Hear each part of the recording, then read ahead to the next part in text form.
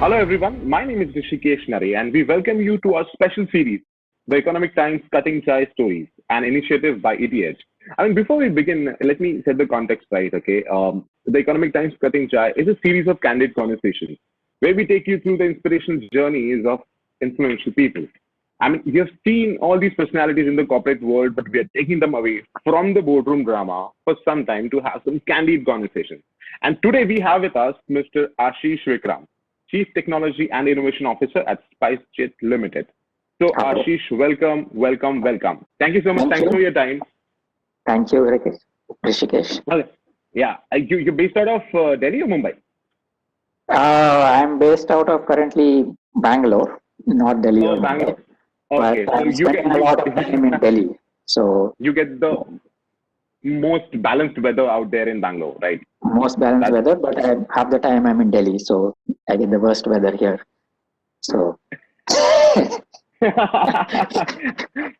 I'm we've already balancing, I'm started being balancing candid between about good weather and bad weather. exactly. Ashish, again, thank you so much. Thanks for your time. I was going through your journey and I was reading things about you. It's a fascinating, journey for a common man. When you start your beginnings with IIT Delhi and you actually go to Silicon Valley. It's an incredible journey, and you must have gone through, so many instances, scenarios where you thought that maybe I may become bigger, I may not. It is really difficult, to accept the fact to get into a bigger, pitch bigger market. But yeah, you actually did some wonders. That is the reason you've seen success. So we want to know the other side of the success. Uh, how, as a personality, Ashish Vikram is. How as a personality I am. So I'm someone who was always interested in programming. I ever never knew that uh, computers would become computer science would become actually a profession, and that there was money to be made there. Right from school, I was interested in programming. I started doing programming in the 11th and 12th. You know, with some hacking and stuff and things like that. And this was when computer science was not even known. And I unfortunately got only electrical engineering at IIT, so therefore I had to go to the US because I wanted to do computer science. And there was never any thought of, I was surprised when I got the job in Silicon Valley where they were paying me a substantial amount. I just wanted to sit and program. And even now, if you ask me what I do in my spare time, since they don't allow me to do programming as a CTO, I sit and program at home on on my own stuff, things like that.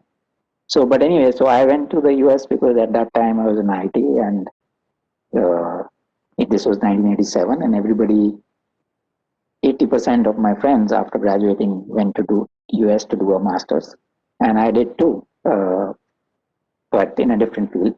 And then, from campus, I joined a startup in Silicon Valley, which was unheard of, but it was in an area of research that I was doing. So I simply joined them, which company was called Rational Software. And it was located in Sunnyvale, which I found out was the hub of Silicon Valley. I'd never heard of Silicon Valley, that this is Silicon Valley. But this was the time when, Apple had just started as a startup, Microsoft was a startup. Uh, so a long time ago. Yeah. And this company was also a startup. It was just, about a very small number of people, hardly any revenue. But it was a great journey from there on.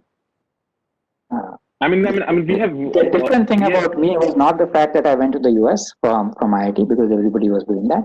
I guess the different thing about me was that 4 years after I was at this company, I went to my CEO and said, I'm going back to India. And he jumped out of his chair and he said, what's going on? You re-entered India in 1993, if I'm not wrong. In 1993, yes. So what was the driving force?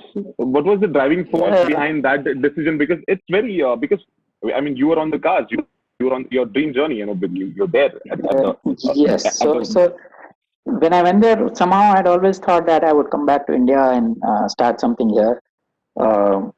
And I said, let me give me 2 years. But then I ended up staying there uh, for a little longer. I just got married, in fact, and my wife had come to the US, and she was there for 9 months, and she was starting to get used to the US.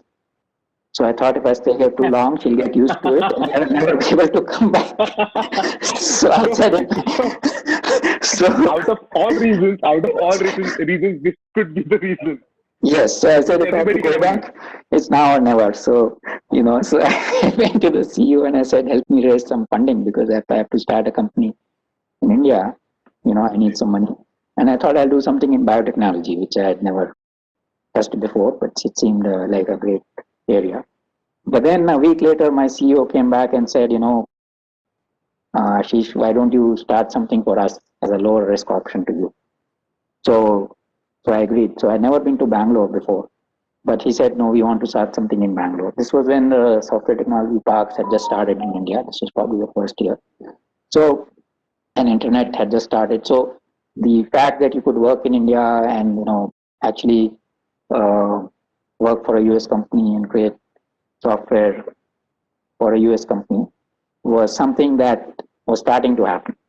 Uh, and so I took that option. So I came to Bangalore. Um, I didn't know anybody in Bangalore. Uh, there were some personal difficulties. My wife was in Delhi. I was flying every weekend to Delhi. Yeah, he Uh, actually tried to solve the problem, but you had yeah, to. right. And then to set up a company there. This was a time when there were no phones. Uh, I took an apartment there. The only furniture there was a sleeping bag, which I slept in during the week.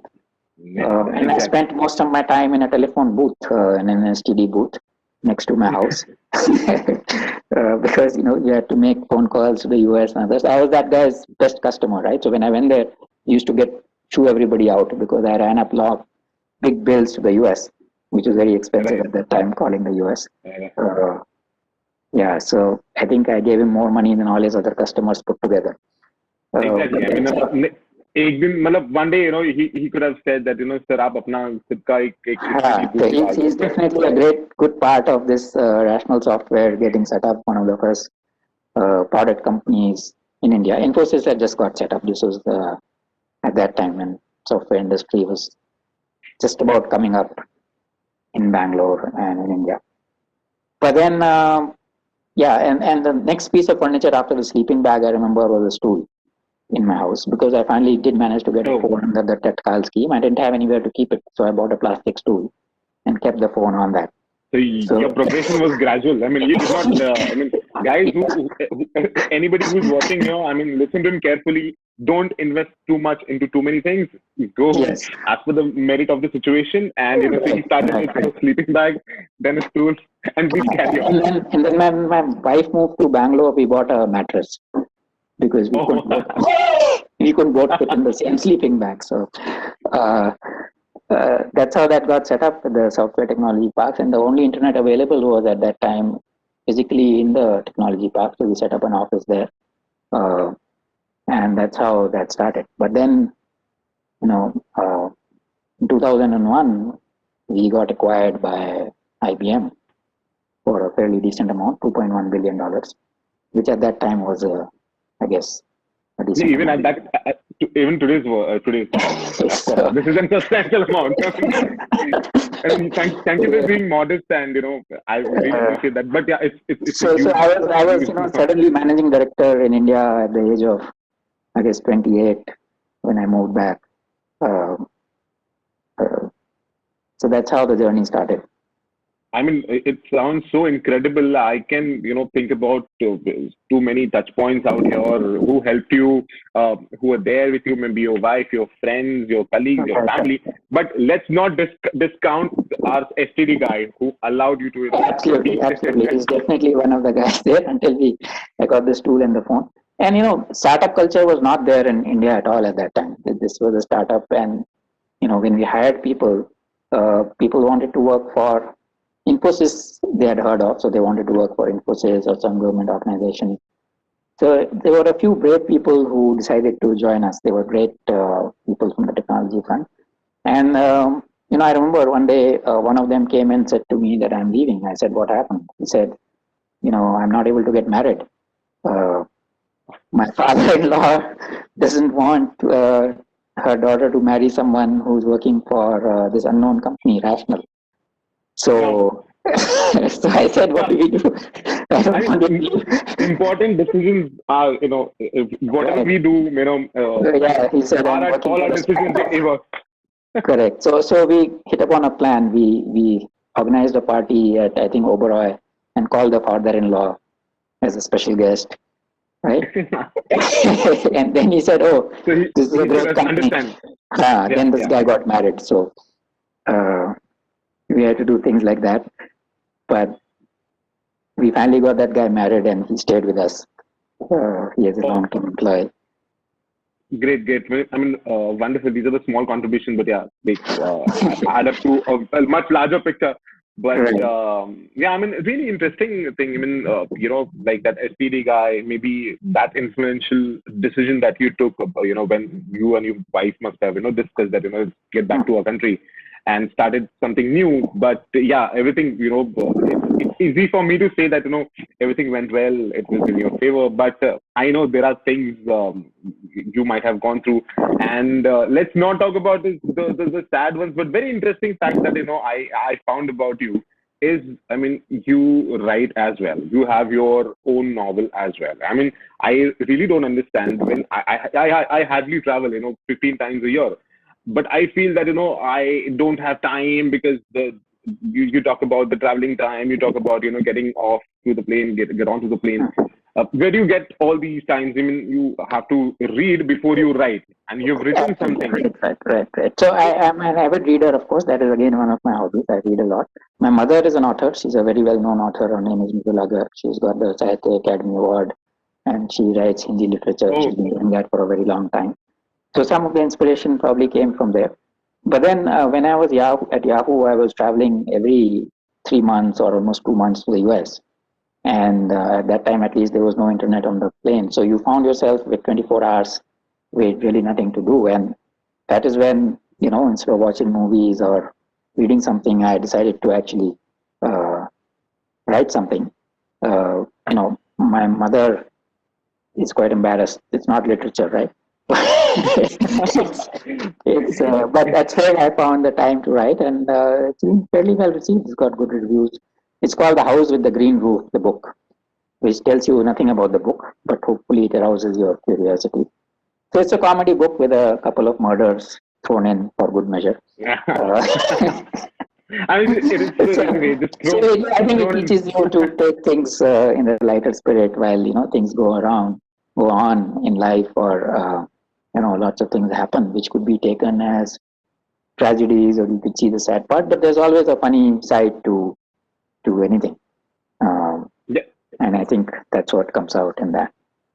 So now we all know that when you travel, don't end up spending your time with that, sleeping hours, extensive sleeping hours, or Yes, watching movies. Rather, you yes, read. So one fine day you can start writing, not a novel, yes, but yes, yes. In fact, here's a just copy of that book. This is a plug, of course, but oh, the the house with House the of the Green Room. And what with that boy with the red bag? I don't know. yeah. Thought So it was he's someone else. he's the hero in the book. Uh, Okay. yeah. So he's in fact he's come out of IT, and this was written before Three Idiots. So, it's, but it is a similar kind of I mean, coincidentally. I was reading through the one of the reviews, and one guy actually, he wrote a wonderful line. It's this fiction novel is a classic example where you harmonize humor and violence, and yet you smile, Uh, yet you cry, and it right, is right, so right, engaged. right. So I would recommend everybody who's watching this video, please go there and wherever it is possible, please get a copy of it and read it through. And again, next time when I'm going to travel, I'm going to think whether I have to sleep, watch movie, or read. I mean, it's an interesting perspective that you thrown at me. You can start writing as well. Yes. Yeah, exactly. So, I just I want you to be extremely truthful about this question because I'm going to ask you, and I can judge with your expectations. No, I can't. But any given point of time now, do you think that you want to go back to Silicon Valley?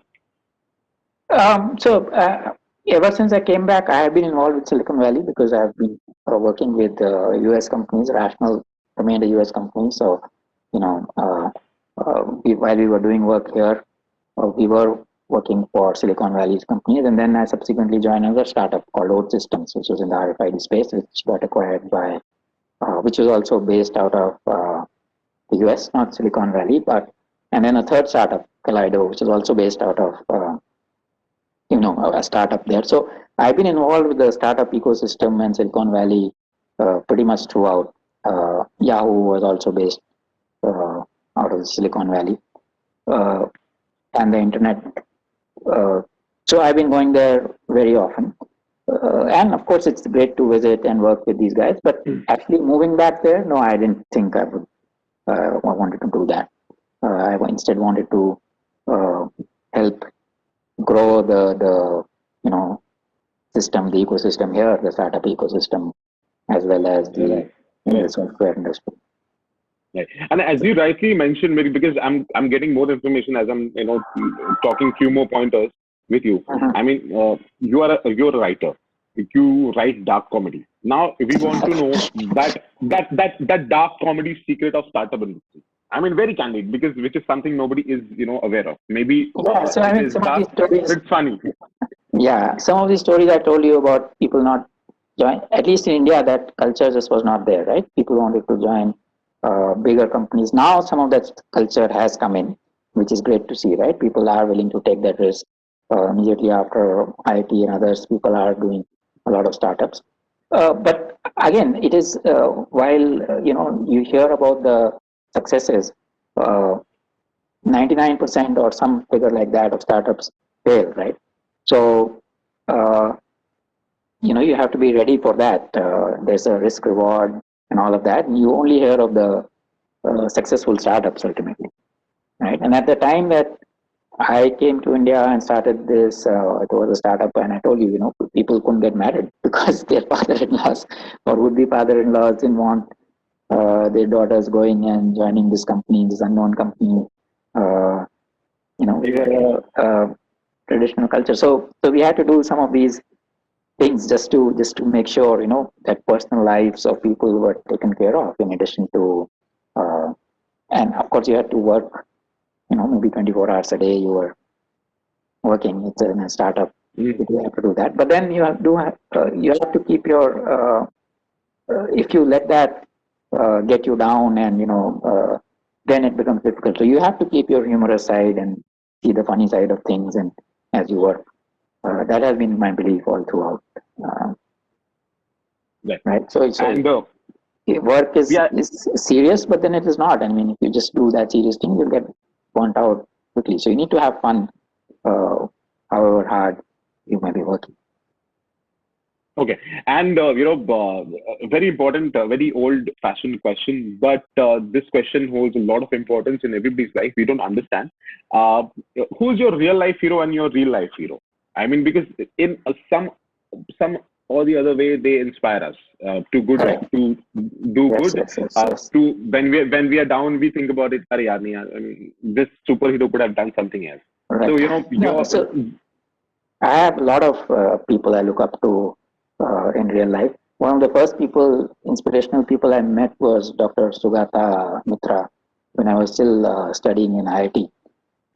He was, I think, editor at Patriot, which was a newspaper at that time in Link House. And I met him, and I started doing some programming on the side because, like I said, that has always been my passion. So he said, "You come here, you do whatever you want." I don't know what he saw, and he even paid me for that. So he gave me some oh, computers, BBC micros, and he said, "You do whatever you want, I'll pay you." And I actually ended up creating a word processor which NCRT took up.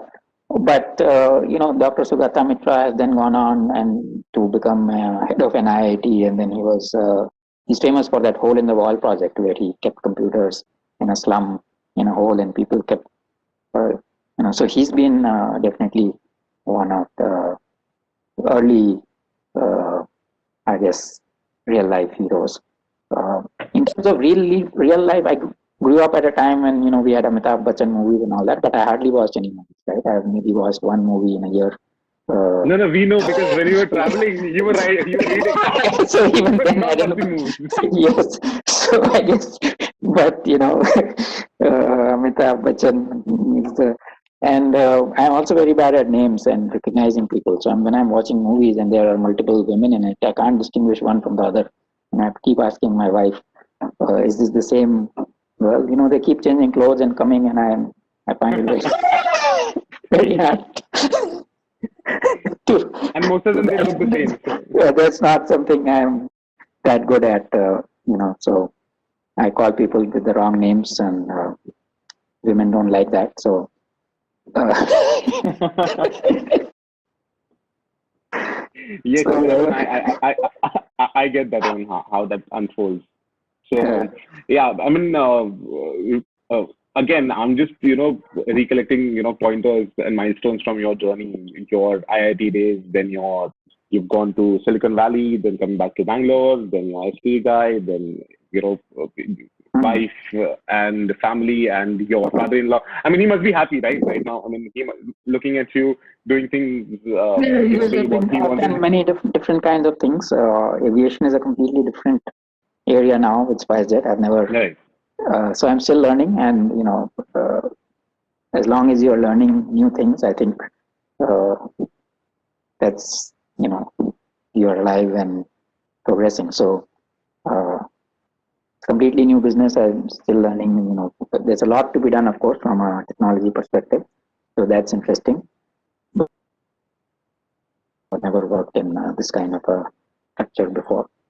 Uh, but it's the software involved, so that's fine. Right. And exactly. Uh, Before we, just wrap this conversation, I would want to ask you one important question. Again, old-fashioned, but there are few questions which I Mm, really like because that helps others.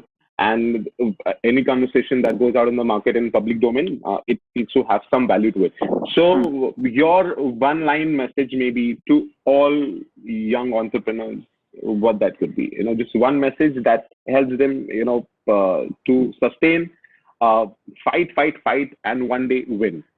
So Right. So just I think you need to keep the winning aside and follow your passion, right? So if you're interested in doing something, go ahead and do it. And if you're uh, and the winning will come later. I think if you're deriving enjoyment from what you're doing because you're passionate about it, then definitely I think the chances of success are also high. Rather than if you go and do something because you feel there's a chance of success in this, and but you're not really that interested in it, then I think there's less chances of that working out. oh, so again, you gave me one So more I think point. that the journey is well, there's one Chinese proverb, well, the journey is the destination. So I don't think we can, and I think the Gita also says similar things, right? And don't worry too much about the end goal. Do what is, interesting to you that you're passionate about. And I think you'll be surprised by the end goal. And but even if you're not, you'll at least be enjoying the journey while you're doing it, Right. rather I than mean, just one more thing and one last thing for sure from my end. So who's more passionate, the chief technology and innovation officer, or the guy in that red bag with the red bag on your book cover? at least the same guy. So Oh, it's the same guy. So okay, uh, inspiration runs through.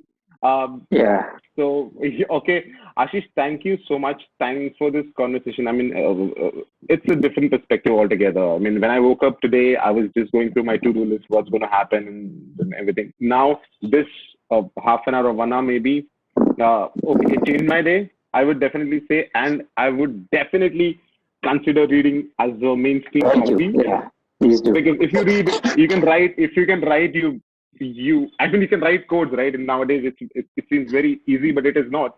But thank you so much. Thanks, Sutan. It was great chatting with you. Thank you for having me.